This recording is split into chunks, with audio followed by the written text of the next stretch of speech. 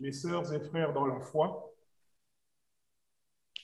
ces textes que l'Église considère comme la sève nourricière de son témoignage mettent en éveil la foi des chrétiens.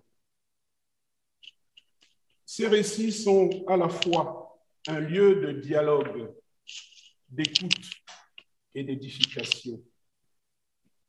Dans ce lot de livres, les évangiles sont des balises rassurantes dans nos chemins de vie, dans ce désir partagé d'atteindre une proximité de Dieu toujours meilleure au fil des jours. Pour tirer profit de ces indicateurs dont nous avons besoin pour retrouver la source, nous devons toutefois être attentifs.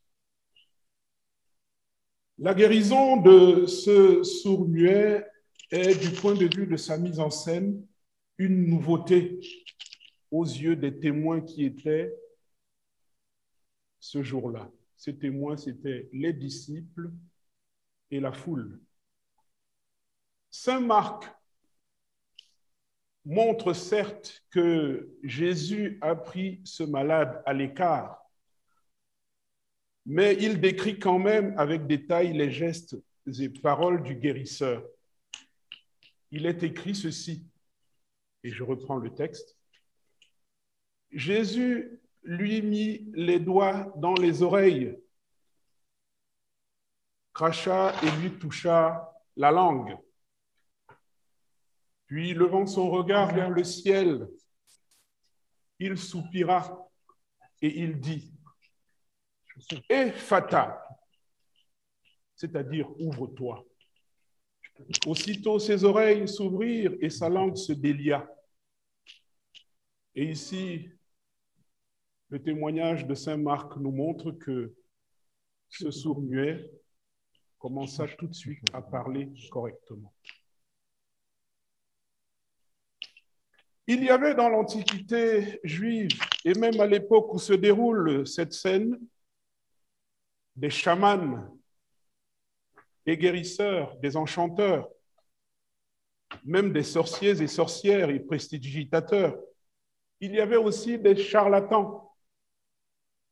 Une bonne frange abusait de la naïveté de leurs victimes, mais d'autres soignaient effectivement les malades. On reconnaissait des vertus thérapeutiques à la salive.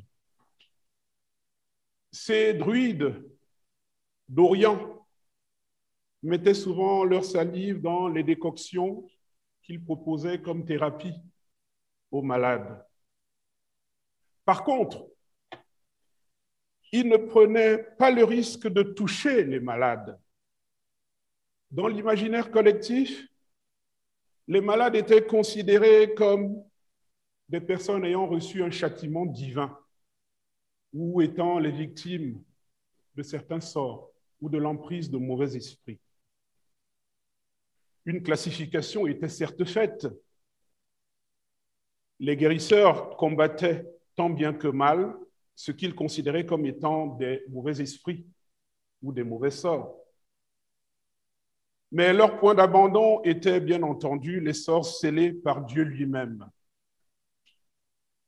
Cet homme qui parlait difficilement et n'entendait pas était certainement un cas d'école ayant épuisé les registres des savoirs des thaumaturges de ce temps. On l'a présenté à Jésus pour voir si lui pouvait effacer un châtiment divin. Et là, on pouvait écrire le mot divin avec grand D. La nouveauté qui conduit ceux qui ont vécu les fêtes dans l'étonnement, c'est ce corps à corps qu'il y avait entre Jésus et le malade. Les autres guérisseurs évitaient d'être contaminés par l'anathème porté par une catégorie de patients. On pourrait comparer ce que Jésus a fait au bouche à bouche qu'il est recommandé de faire à un rescapé d'une noyade, par exemple. Mais certains secouristes même membres du corps médical ne le font pas toujours. C'est un geste qui ressemble à un contact un peu trop intime. On préfère souvent attendre que les pompiers amènent des masques à oxygène. Ses yeux levés vers le ciel et cet ordre, Ephata, ouvre-toi, sortent du cadre habituel des soins de guérison. De nos jours, les personnes qui souffrent de surdité dès leur enfance ou bien dès leur naissance ont aussi de graves problèmes d'élocution. Les progrès de la médecine expliquent rationnellement ce lien. Des soins très efficaces sont administrés avec succès dans des lieux spécialisés pour ces personnes. Les ORL, les orthophonistes et d'autres corps de métier de la santé ont aujourd'hui diverses technologies, d'ailleurs toujours améliorées, pour dominer ces troubles. Les prothèses auditives rendent une vie normale aux personnes sourdes à tout âge, même si elles sont sourdes pour diverses raisons. Les humains de notre temps ne peuvent plus classer dans l'ordre de l'exceptionnel ce type de guérison. On ne parle plus d'ailleurs de miracle dans notre contexte. On parle de prouesse du savoir médical ou d'autres choses. Alors la grande question que je me suis posée, et j'aimerais bien partager cette question avec vous, est celle de savoir, faudrait-il classer parmi d'autres cet événement sans grande importance pour nous? Mais en observant ce récit de plus près, on découvre que cette guérison est à la fois une réparation physiologique et psychomotrice. Ce ouvre-toi, sorti de la bouche du Christ, ne s'adresse pas aux oreilles ni au mécanisme d'élocution du malade. Ouvre-toi signifie, pour une autre forme de décryptage, sors de l'enfermement dans lequel tu es prisonnier. Sors de ce cachot de préjugés magico-religieux dans lequel ta société t'a enfermé.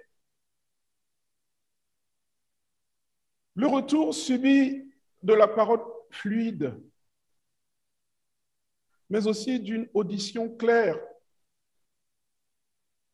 En réalité, peut-il effacer tout de go des années de complexes et de sentiments d'exclusion, de condamnation par Dieu qui déshumanisait ce pauvre homme?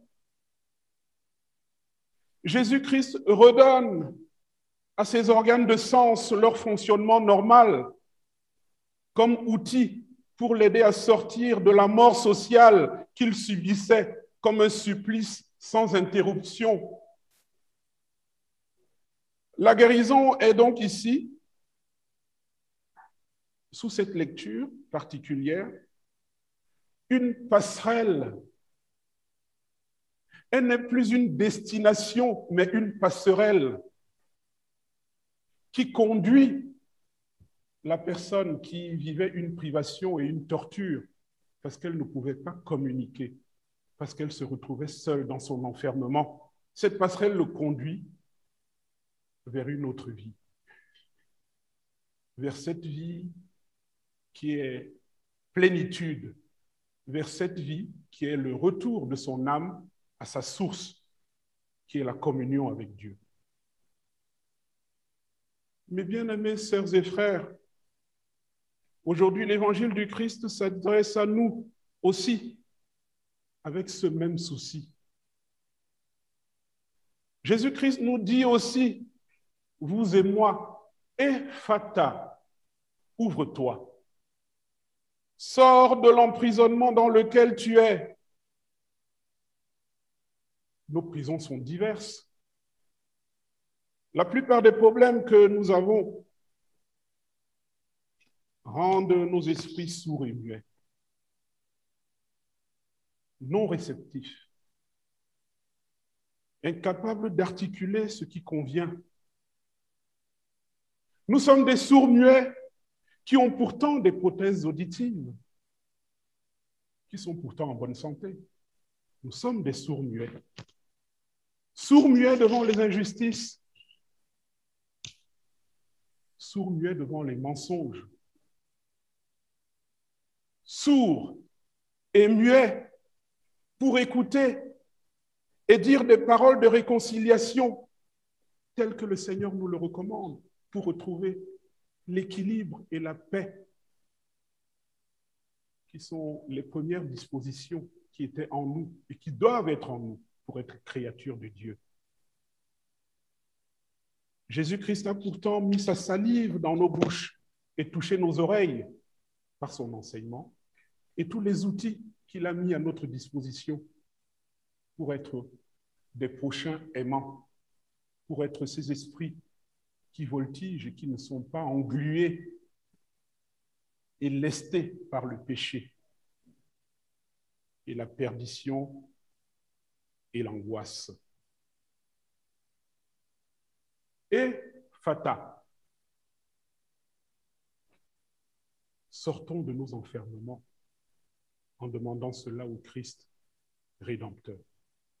Jésus-Christ était le même hier, il est le même aujourd'hui, il sera le même demain. Il parlait aux hommes d'hier d'une façon pertinente et adéquate. Il nous parle aujourd'hui en touchant du doigt nos situations, sans aucune variation chronologique, sans anachronisme. Il n'y a que Dieu qui est comme ça. Amen.